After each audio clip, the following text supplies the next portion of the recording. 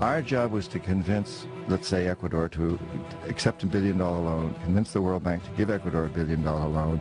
90% of that $1 billion would come back to the United States to pay for Halliburton, Bechtel, these kinds of, or these types of companies to build the infrastructure, and then, which would only serve the wealthiest people in those countries. And then the country would be stuck with this huge debt, which over time would continue to be refinanced and get larger and larger and larger, so that in fact today, Ecuador owes more than 50% of its national budget just to pay down its debt service, which means there's very little money left to go to pay for the education or health services for the poor people, who are the ones who suffered from these projects. It was their rivers that were destroyed as we built hydroelectric plants. It was their land that was destroyed, and while a few of their people got wealthy, as a few of ours did. And so now they're saddled with this incredible debt that they can't possibly pay. And so we go in and demand our pound of flesh, very much like the mafia. That's why we called ourselves hitmen. So today, for example, this is actually what's happened in Ecuador. And today, we need Ecuador's oil. We need the oil from this Amazon area where these indigenous people live that I work with as a Peace Corps volunteer. And we tell Ecuador, since you can't pay off your loans, what you need to do is turn over your Amazon to our oil companies. And that's what they're doing. And the indigenous people there, the ones I worked with now, have basically declared war. They said, we're not allowing these oil companies to come in. We're going to fight to the very last man if we have to. It's a terrible situation, and what it is all about is building empire.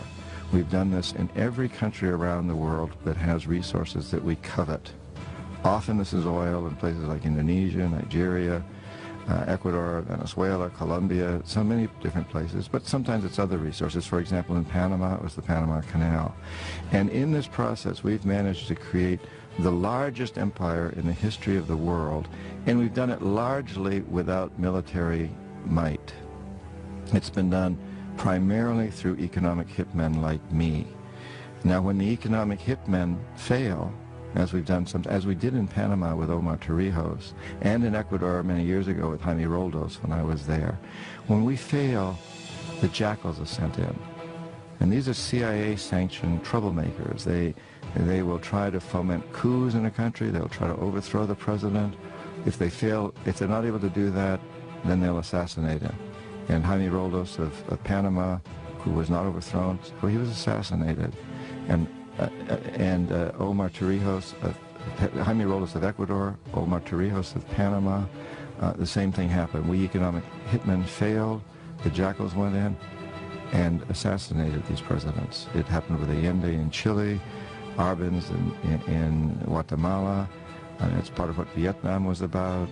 And when the jackals fail, and the economic hitmen both fail, as in Iraq, the final step is for us to send in our young men and women to die and to kill.